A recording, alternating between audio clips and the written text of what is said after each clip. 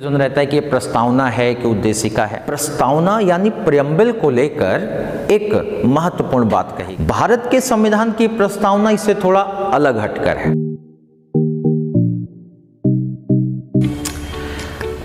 भारत का संविधान जो भारत का एक सर्वोच्च कानून है जिससे भारत और भारत का शासन चलता है, इस कानून को लेकर जो सबसे बड़ा एक डिसीजन आया सुप्रीम कोर्ट का, ये था केशवानंद भारती केस, जिसमें प्रस्तावना यानी प्रियम्बल को लेकर एक महत्वपूर्ण बात कही गई।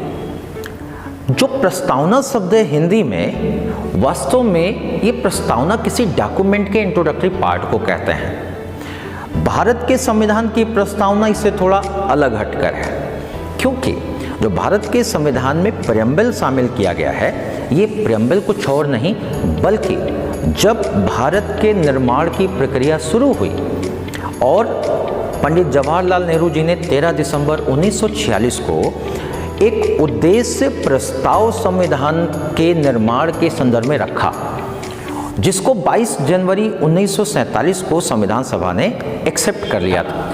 इसे उद्देशिका के रूप में देखा गया कि आखिर हमारे संविधान को बनाने का उद्देश्य क्या है, और उसी उद्देश्य के आधार पर पूरे संविधान की रचना की गई। और पूरे संविधान के निर्माण के दौरान इस उद्देश्य प्रस्ताव ने संविधान की फिलॉसफी, उसके स्ट्रक्चर को प्रभावित किया। बहुत सारे बच्चों में कंफ्यूजन रहता है कि ये प्रस्तावना है कि उद्देशिका है। तो देखिए, यहाँ पर इंग्लिश में जब हम इसे प्रियम्बल के नाम से कहते हैं तो प्रियम्बल को नॉर्मली हिंदी में प्रस्तावना कहते हैं। लेकिन भारत का संविधान अगर केशवानंद भारती केस के नज़रिए से देखें तो यहाँ पर हमारी प्रस्तावना सिर्फ प्रस्तावना नहीं है, it is a part of the basic structure of the constitution. ये वो उद्देश्य हैं जिनको प्राप्त करने के लिए हमारे संविधान की रचना की गई। भारत के संविधान के प्रियम्बल को अगर कोडिफाइड किया जाए तो इसके वैल्यू को समझा जा सकता है।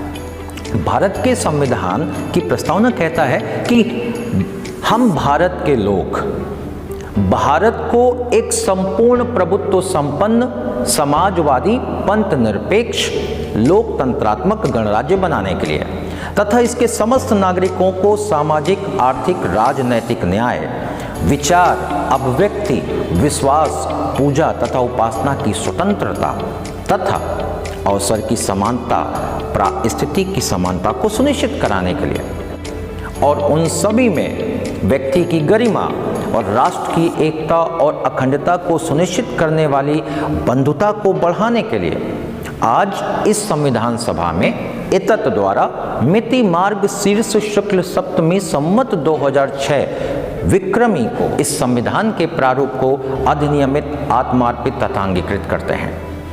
आप देख सकते हैं कि ये सिर्फ एक प्रस्तावना नहीं है, ये कोई सेंट्रल आइडिया नहीं है। This is the declaration of the people of India.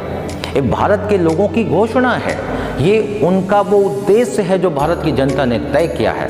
तो इसे सिर्फ प्रस्तावना कहना उचित नहीं है, ये हमारे संविधान की मूलभूत उद्देशिका है और ये संविधान का भाग है जिसके आधार पर भारत के संविधान की रचना की गई।